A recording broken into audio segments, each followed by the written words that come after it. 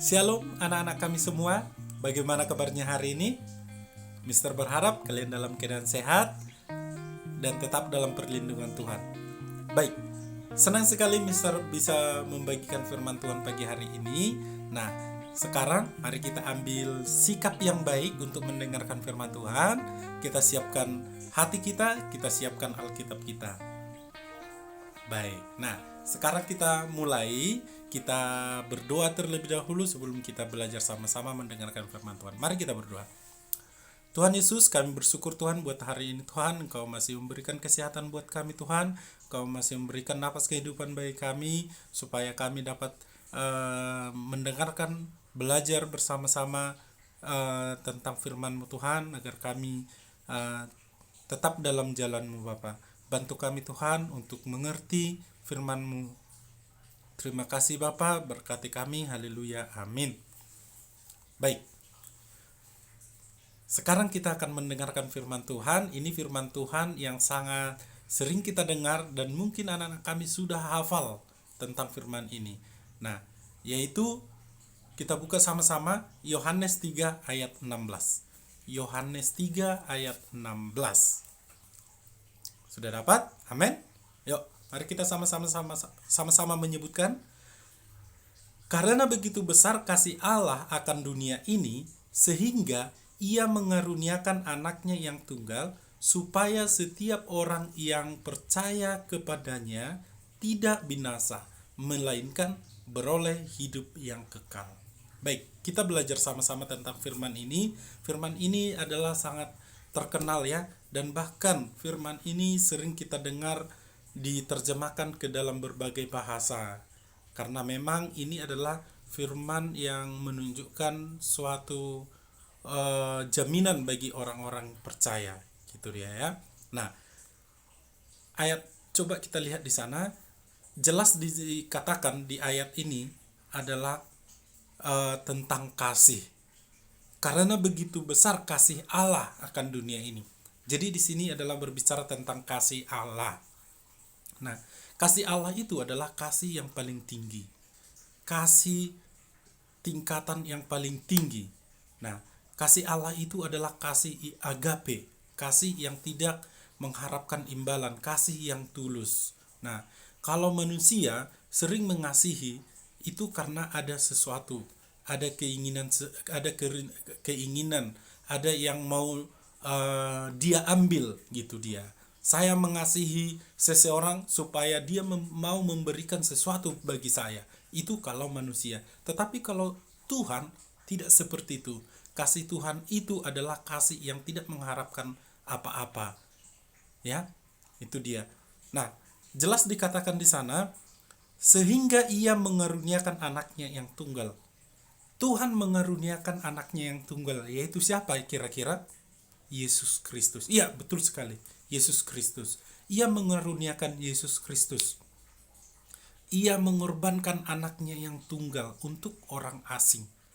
Ia mengaruniakan Yesus sendiri untuk mati, untuk disalibkan, supaya kita yang berdosa diselamatkan.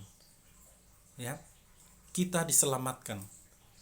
Orang-orang seperti kita, orang yang sudah berdosa, ditebus dengan darah yang mahal, dengan mengaruniakan Yesus sendiri. Ya. Nah, sekarang siapa yang diselamatkan Yesus? Tidak semua diselamatkan. Ya. Siapa yang diselamatkannya tentu adalah orang-orang yang percaya kepadanya. Mari kita baca sekali lagi. Supaya setiap orang yang percaya kepadanya, setiap orang yang percaya kepada Tuhan, itulah yang diselamatkan oleh Yesus, ya. Itulah yang diselamatkan. Nah, untuk apa setelah diselamatkan kita? Kenapa kita penting diselamatkan? Nah, coba kita lihat lagi, supaya tidak binasa, ya. Tidak binasa. Binasa artinya mati, hilang, lenyap. Ya, itu artinya binasa. Ya. Supaya kita tidak binasa. supaya kita tidak binasa. Nah, yang kita lakukan adalah percaya kepada Yesus. Ya. Nah, setelah kita diselamatkan, untuk apa kita diselamatkan? Tentunya coba kita lihat lagi, beroleh hidup yang kekal. Nah, setelah kita diselamatkan, kita akan beroleh hidup yang kekal. Ya. Nah, coba kita lihat dia di sana. Kita percaya, kalau kita percaya bahwa Yesus itu mati dan bangkit lagi, maka nantinya kita juga akan dibangkitkan. Kita akan dibangkitkan dan bersama-sama dengan dia, bersama-sama dengan Tuhan.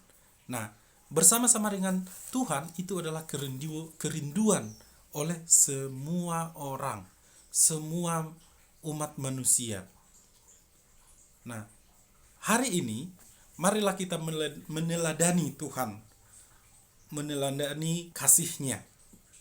Ya, kita mengasihi bukan karena ada yang kita harapkan, ada yang kita inginkan dari seseorang, tetapi kita mengasihi karena tulus.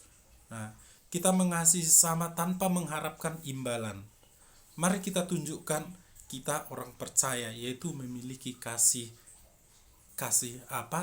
dari Tuhan. Kita mengasihi bukan karena mengharapkan sesuatu, tetapi karena kasih Tuhan. Karena Tuhan sudah mengasihi kita. Amin. Iya. Nah, jadi kalau anak-anak kami mengasihi temannya, mau berbagi dengan temannya, jangan karena ada sesuatu yang mau diambil dari temannya, karena pengen makanan dari temannya sehingga dia mengasihi temannya. Nah, bukan seperti itu. Amin. Oke, ya.